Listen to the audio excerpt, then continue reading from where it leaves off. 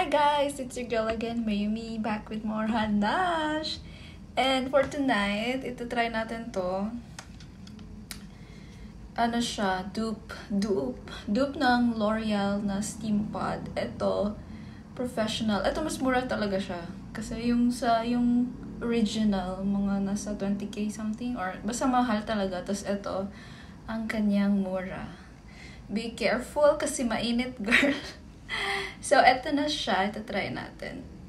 Ito yung steam pod nga siya, kung tawagin. At ito yung lagayan ng water.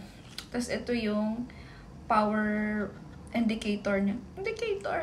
So, ayan. Kasi naka-red na siya. So, ibig sabihin, mainit na. Pwede na siyang gamitin.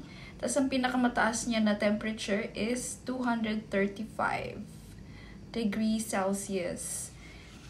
And meron kang option dito ang steam, or i-off mo yung steam, yung iron lang yung gagamitin mo. So ayan, ito try natin siya sa hair ko ngayon. Kili-kili reveal. Oh my god. Hala. Ang maganda dito guys, kasi hindi siya nakaka-freezy ng hair ninyo.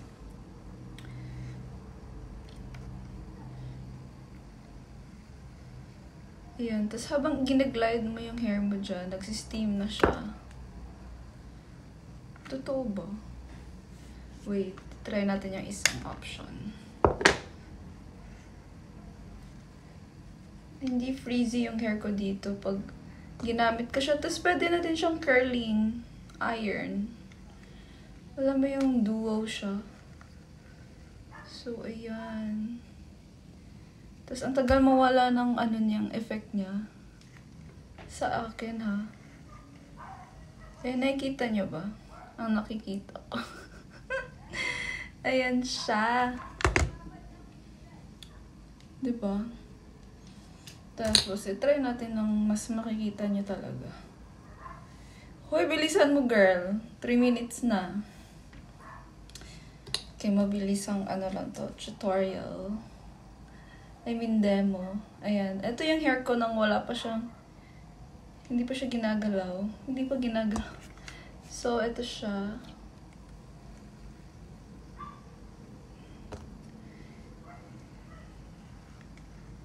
Ayan.